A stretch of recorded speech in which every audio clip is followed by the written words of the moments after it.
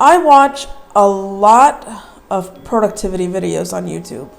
Like, so much so that I get anxiety because I'm not being productive enough after watching these productivity videos. But one thing I started to notice is that none of these people are like basically the sole caretakers of their kids. A lot of these productivity people are not married, they have no kids, or the ones that are moms with kids, I feel like they're lying. Like, I feel like they get help, like they have a nanny or something. So I'm here today to inspire you if you're a busy but lazy and tired mom. Just to take you through like generally what productivity and bullet journaling is. So it might help and inspire you. This is a slideshow presentation that I gave recently to my Creative Mom group, and they really liked it, and I thought I'd share it with the world. This is called Productivity for Moms Who Are Busy but Also Tired, and we really just want to lay down and watch reels on Instagram and not have to share our ice cream, but who has time when there's so much clothes to fold? And also, I love my child, but I feel like I'm disappearing into a void, and I'm really just the shell of my former self. Also, we're out of tomatoes. Bullet journaling and productivity. There's a statistic that says researchers suggest that only 9% of Americans that make resolutions complete them. In fact, research goes on to show that 23% of people quit their resolution by the end of the first week, and 43% quit by the end of January. So by the time this comes out, January will have been done. But I'm hoping that you still have the will and desire to achieve all your goals. And maybe this will give you kind of a pick-me-up. And this is really a video for anybody, like whether you're a Hare Krishna or devotee or not, Hindu or not, mom or not. It's just like an overview of bullet journaling and productivity. And just to hear it from a mom who's busy and tired and kind of dead inside, I think it helps. One thing I want to point out is like this is not like something that came from out of nowhere. Goal setting, productivity, and journaling is all part of our sampradaya. I picked pictures of Prabhupada and Bhaktisiddhanta Saraswati Thakur and Bhaktivinoda Thakur, and they're all like writing and they're with books, but it's not like they're journaling in these. I just like that they were writing. But writing has been an integral part of like how they managed an entire movement. Like if you remember Srila Prabhupada, he kept a very detailed journal about his trip overseas from India to the U.S. And even while he was in the U.S., he would write down like how much he spent every day. I know with Bhaktivinoda Thakur, he has his autobiography that he wrote. Those details are from journals that he kept. All of this is not to focus on goal setting, to focus on being productive. It's all part of how we become better devotees.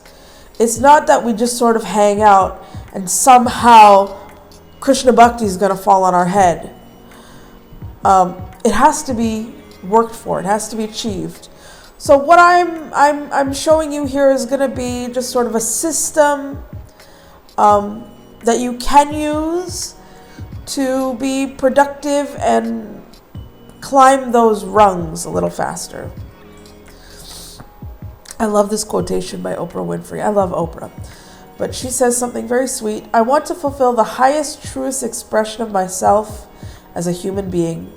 I want to fulfill the promise that the Creator dreamed when He dreamed the cells that made up me. What do I want? You must have some kind of vision for your life. Even if you don't know the plan, you have to have a direction in which you choose to go. I really love this because it's like, and it's debatable, but I feel like we all have some purpose. There's some reason for our being. Why are we interested in the things that we're interested in? Why are we talented at the things that we're talented in? So have a vision for your life. Even if you're like not totally 100% sure that this is what you want to do with your life, at least start in that direction and know for sure. Like there's been many things that I've done where I do it and then I'm like, oh, I actually don't like this. And at least now I can put it out of my brain. Like, oh, actually, I thought I wanted this and I didn't want it. Let's work on something else. So I think when you work on like goal setting and planning and making some vision, some possibility for yourself, it makes it more tangible to achieve the things that you want to.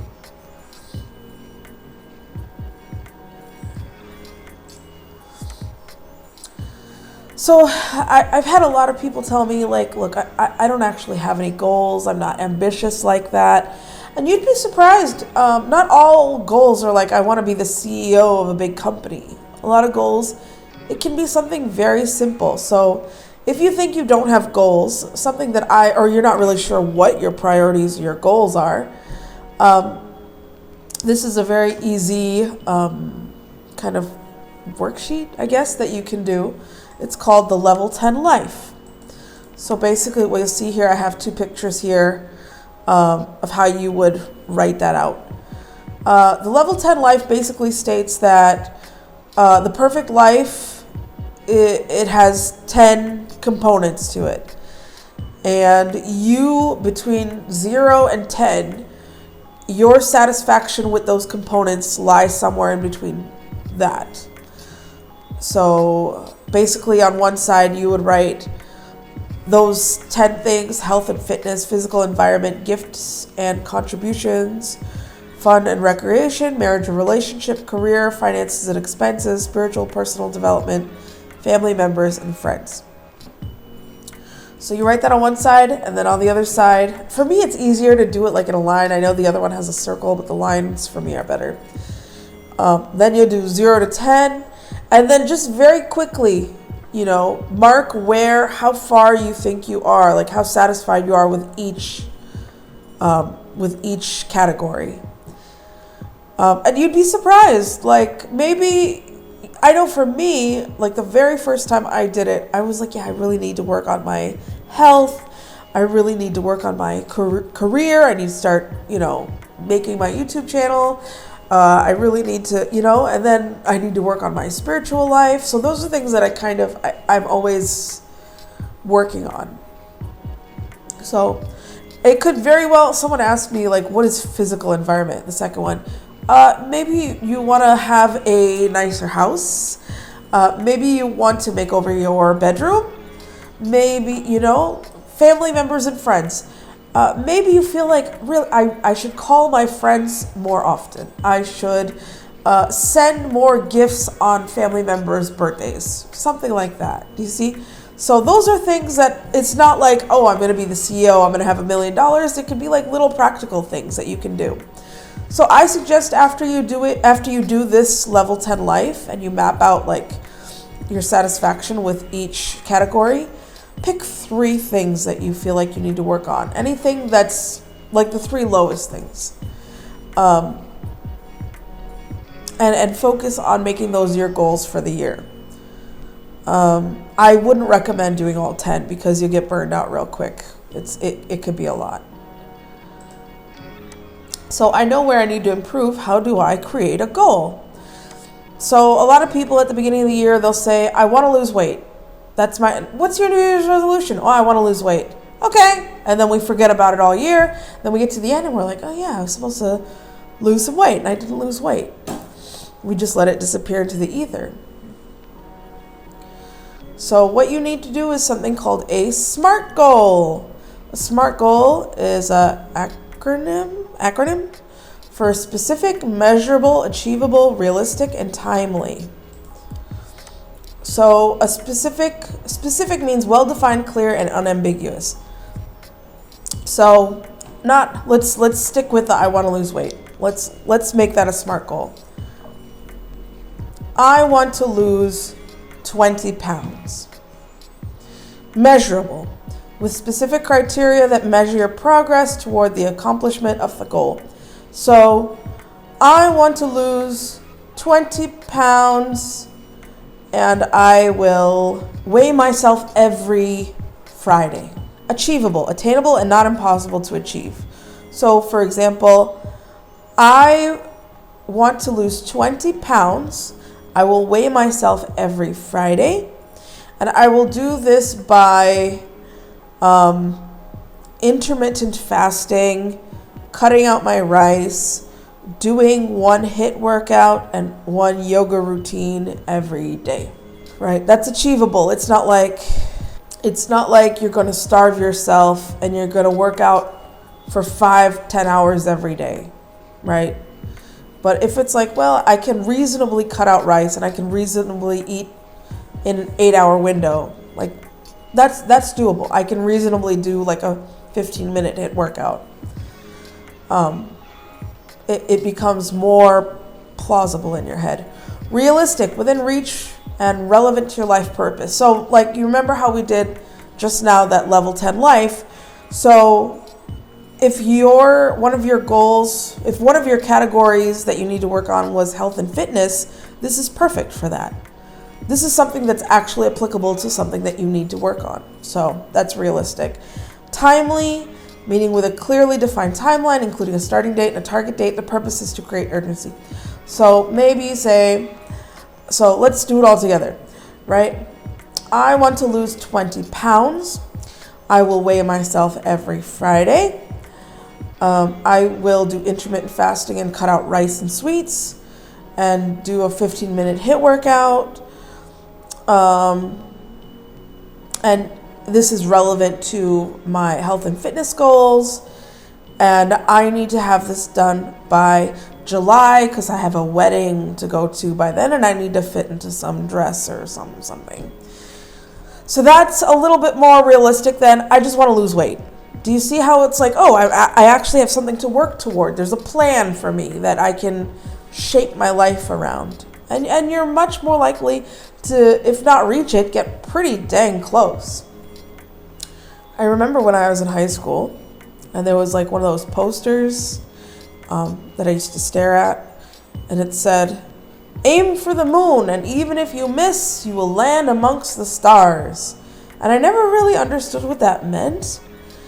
But when I started writing this, I was thinking about it, and then I was like, oh yeah, that makes sense. Like, I may not lose 20 pounds, but I may lose 15 pounds. And it would be a lot more than if I didn't even, try, if I just gave some random ambiguous goal. I just got back from dance class and I'm too tired to change my clothes. So we'll continue. Okay, so we just talked about SMART goals. So I want to introduce you to bullet journaling. If you've never heard of it before, the inventor describes bullet journaling thusly. Bullet journal, or bujo, is a mindfulness practice designed as a productivity system. It will meet you wherever you are to help you write a better life. All you need is a pen and paper. So basically, you're physically writing down the things that you need to do to be your most productive self. So what I'm going to do now is show you what he suggests should be in a bullet journal.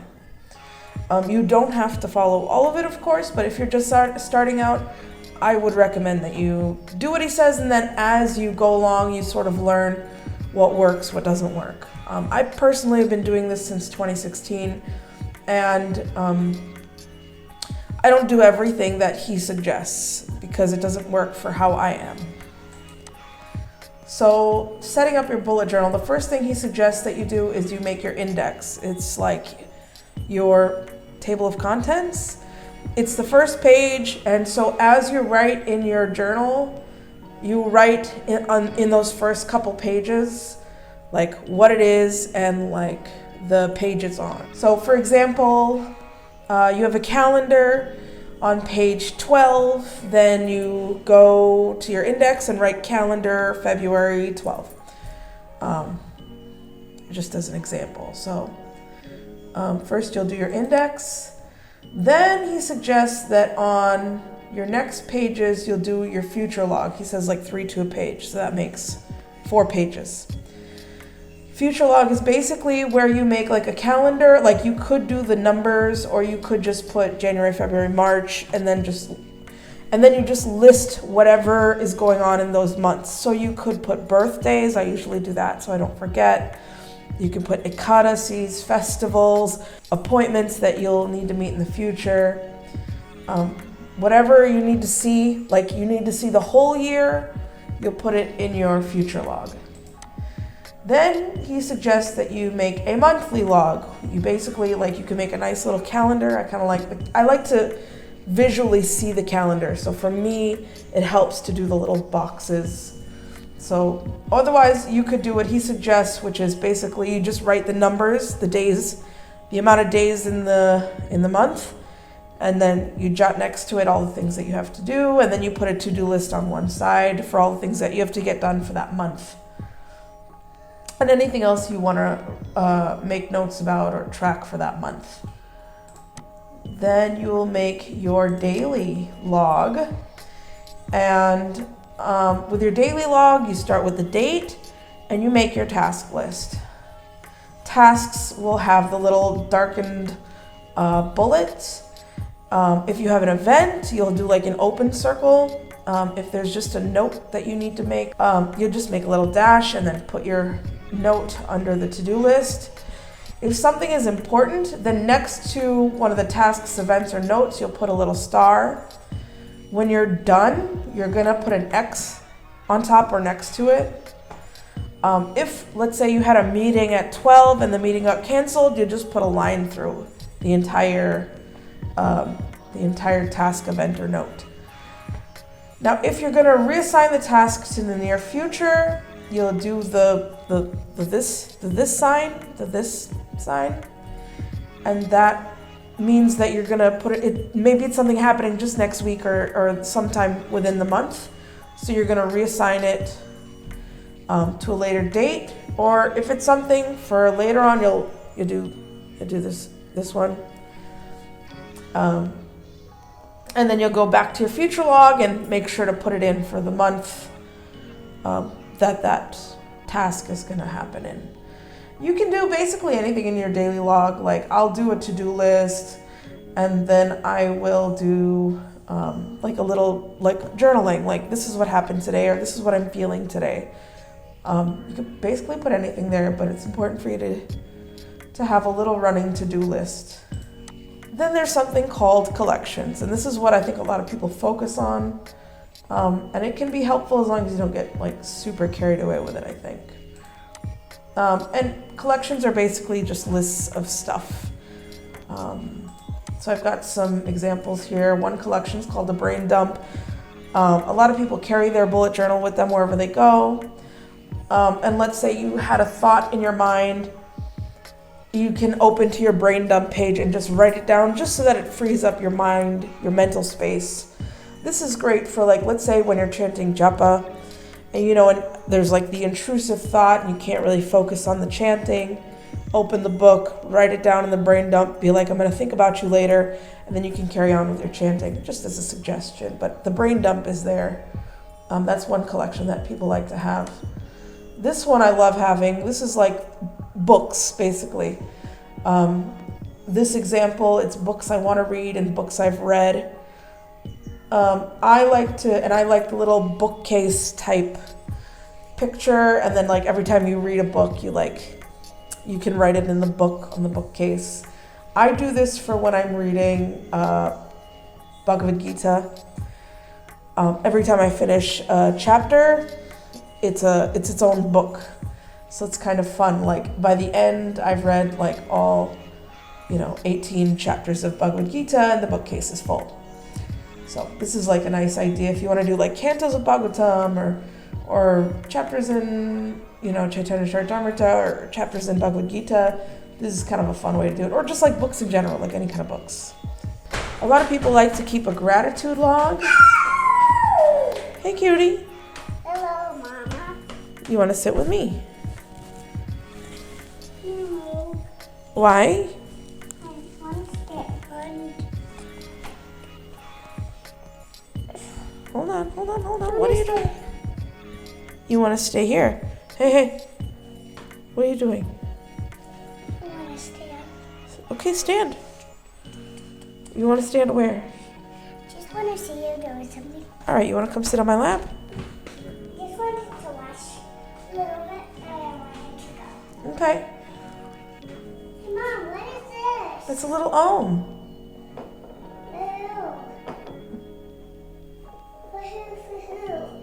I just got it. Do you want it? Yeah. Okay, go ahead. You can keep Put it. it in my room. Go ahead. Keep it in your room. Some people like to keep a gratitude log. I like to do my gratitude like in my daily logging. But you could also just have a gratitude page, and every day of the month you would write a gratitude that you had for the day. And, you know, by the end of the month, you've got 30 or 31 or 29 or 28 gratitudes. It just helps you become more mindful. There's a type of collection called a tracker, specifically like a habit tracker. This is basically, you'll make a grid, and on one side you have all the habits that you want to keep track of to make sure that you do, and then on the, the other side, the horizontal side, you'll put the days in the month, and every time you do the habit, you'll fill in that day. And the goal is that you keep up all your habits. So some people, I know I was doing a habit tracker for like when I was doing yoga, HIIT, dance practice, intermittent fasting. It could be about anything, any habit that you want to make sure to keep track of. You'll make the habit tracker for the month. So after a while, for me personally, it didn't really work, just because I started to realize this year actually, I have an issue like where I don't like to go backwards in my book. I don't know. So habit trackers have never worked really for me, except for like initially when I really was focused on working out and trying to keep up with that. But you can do a habit tracker for anything.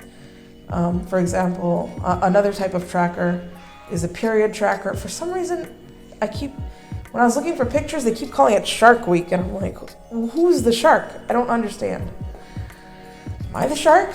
Why is the shark wearing a little skirt? Anyways, so a period tracker is really helpful, especially if, you're trying to get pregnant maybe, and you need to keep track of like your ovulation cycle type stuff. And it feels great, like when you go to the doctor's office and they're like, when's your last period? And you just open the book and you're like, oh, it's on this day, and you can see like how regular you are too, with a period tracker. So it makes things a lot easier to keep track of, especially if you're trying to stay off the grid with like tracking periods on apps and things. I know that was an issue for a while. But there's lots of stuff you can do. Like I remember when I was pregnant, I had like a collection of names, possible names for the baby. I had a kick counter where every day I counted like how many kicks in an hour, and I would just keep track of that. You could do a meal planner. Something that I do, Padma is like so chatty, and she even talks in her sleep. So anytime I hear her say something when she's sleeping, I make a list of that. You can literally, if you're trying to budget some money, if you're trying to lose weight, literally there's so many things that you can make trackers of, you can make collections of. Sky's the limit. And you can totally look them up on Instagram, Pinterest, YouTube, to get some ideas. Others, random stuff away from that. So that's kind of it. That's generally bullet journaling. Other random little things to talk about. There's like a weekly spread that you can do. I personally like a weekly spread. I like to be able to like look at my whole week in a glance. So for me, doing a weekly log or a weekly spread is very helpful. This is a devotee named Dakshina, and she does bullet journaling. I don't know if she does bullet journaling, but she does some kind of journaling. And she did something really neat, because sometimes I fall behind on writing like in the daily log, like writing like diary entries, and she suggests something that she was doing for a while. I don't know if she still does it, but she says that she just writes one important thing she does in the calendar. And I thought that was so neat. Because I really do want to be able to look back and be like, oh yeah, that's when I did this and that's when that happened. And it's kind of fun to be able to do that on a glance. So that's an idea. Because I know sometimes you just get busy and you don't want to sit and work on a journal, you know. But it is good to be able to just log something for the day. Something, the in thing right now, I guess you could say, with journaling is something called time blocking, and I personally find this really helpful, even if I'm doing the same repetitive stuff every day. So you just sort of make a schedule of from morning to night what you're doing. Because I know for a long time, for me, I was like, there's 10 million things that I want to do, and I do not have enough time in the day. And once I sat down and blocked out my time, I was like, oh, actually I have a lot of time. Like, I can fit this in here, and I can squeeze that in there. And there's actually a big chunk of stuff that I could do right here, and I'm not really doing much. And it just really helped me prioritize and organize my life. So I do recommend like time blocking. I actually put time blocking on like my weekly spread, so we'll see how that goes. This is called the Eisenhower matrix. So let's say you've done that brain dump, or you're trying to figure out what you need to do. This basically will just tell you what's important. You fill in. This basically, you'll take whatever tasks you have and you fill it in. Whatever is important and urgent, you do right now. Whatever's not important and not urgent, you know, you can put it aside for later when you've got a minute. So you just sort of put things in perspective of how important are things in your life. And I just have some final thoughts here. There's a lot more things that I could talk about that I remembered later on. So if you like this video, let me know. I can make another one and give you even more ideas. But I'm not saying that you have to do all of these. I'm saying just do what works for you. Do whatever piques your interest, whatever it is that helps you accomplish your goals. So my last thought is that your bullet journal is there to serve you. You don't serve the bullet journal. You shouldn't be up until 2 a.m. working on your bullet journal. That's not the point of the journal. The point of the journal is it helps you become more efficient in your life, in your tasks, in achieving your goals. So, because I know for me that was the issue, is I wake up early in the morning and I'm like filling in things and whatever. I'd be filling in my journal and decorating it and whatever. I got to a point where I was like, you know what? I'm gonna put a sticker on it and call it a day. I can't be doing any kind of fancy decorative stuff. I mean, if that's what you want to do, fine, but don't feel pressured to do it. Or like habit trackers, like if the habit tracker is not really working, you don't have to do it. It's got to serve you. Whatever you're doing, it has to serve your purpose. It has to be efficient for you. Don't beat yourself up if you don't write in your journal. Just turn the page and try again. Because I know a lot of people will be like, oh, I have all these blank pages. Oh, I didn't write in the journal for a week, and they just want to throw the whole journal away and start all over again or something. And it's like, no, just turn the page, start all over again, and just keep going. The point is that you keep going, that you don't give up. So just turn that page, start again. And it's okay if you aren't 100% productive all the time. I know how it is as a parent. You're tired, you're overwhelmed, overstimulated, everything. And you know what? You did do your time blocking, but your brain is like, it can't do even one more thing. It's okay to not be productive. It's fine. It's fine if you want to just sit in a corner and veg out. It's okay if you put your kid to sleep and you just want to lie in the bed and eat ice cream and watch a movie. Fine. Don't beat yourself up over it. If you're not like the people on YouTube who are 100% productive all the time, or at least they make it seem that way, because they are not you, and you know what you need to do for your physical and mental health.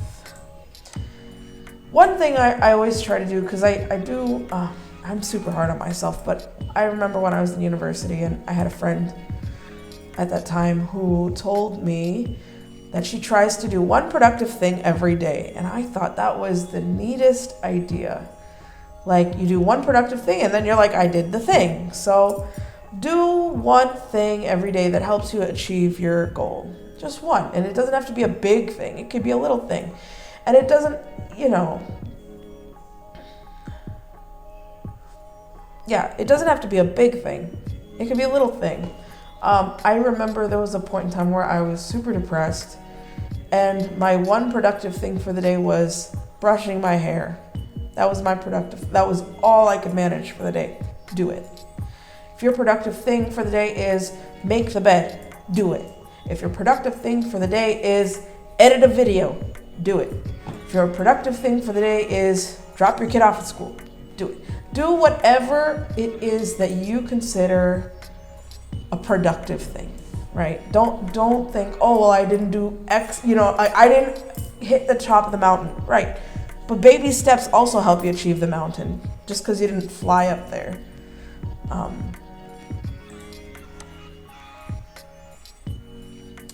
My Guru Maharaj, Bhakti Swami Maharaj, I was visiting his room one day, and I went into his office and I saw this old tattered paper under the glass of his desk.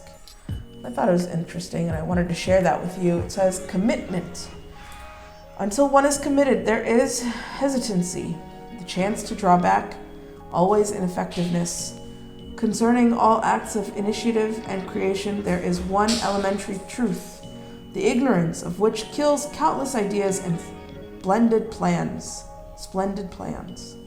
The moment one definitely commits oneself, then providence moves too. All sorts of things occur to help one that would otherwise have never occurred.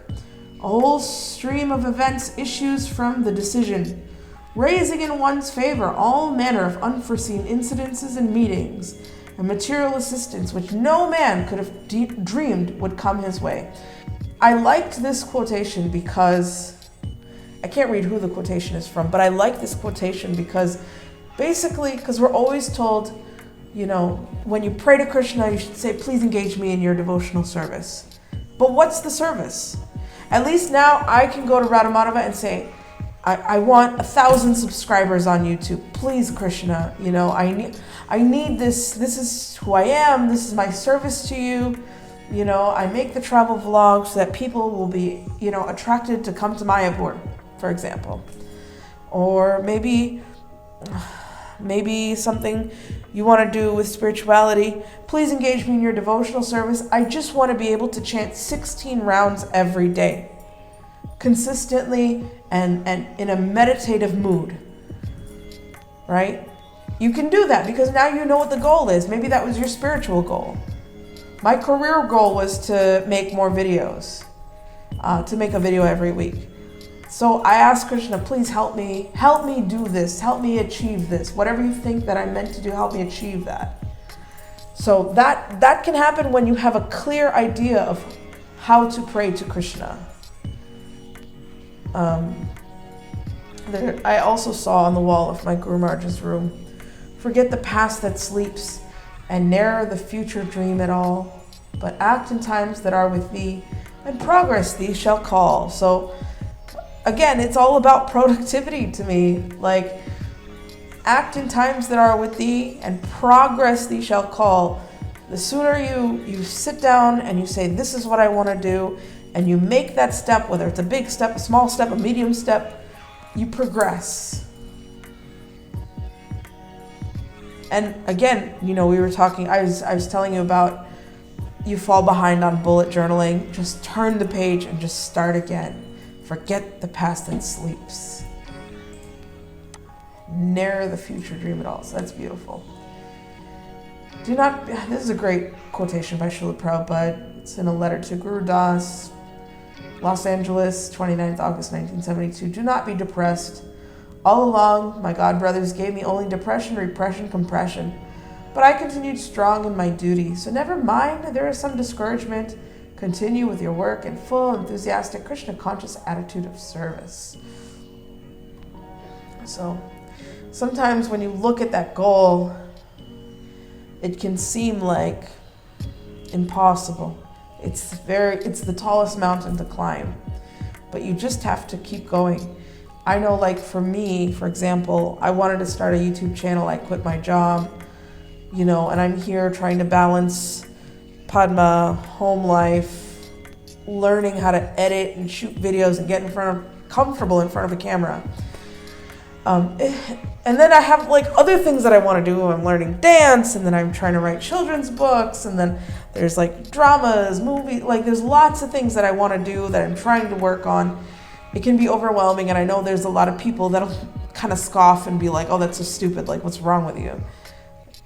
Don't worry about it. They're not your concern. They have their own bullet journal and their own goals. You know, you just worry about what you need to do that will help you attain that level 10 life that you deserve, that you frankly do deserve.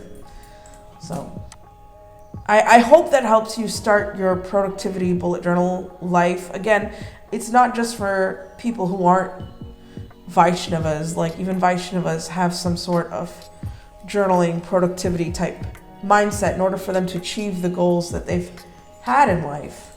So I encourage all of you to just grab any kind of journal, any kind of pen, pencil, and start journaling and start writing those goals and see where it takes you. So with that being said, and if you want more tips for journaling, if you want to see what my journal looks like, let me know.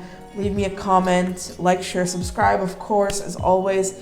Thank you so much for watching. If you've been following along this super long video, be good to each other and be good to yourselves. Thank you for being Dham. Good. Bye.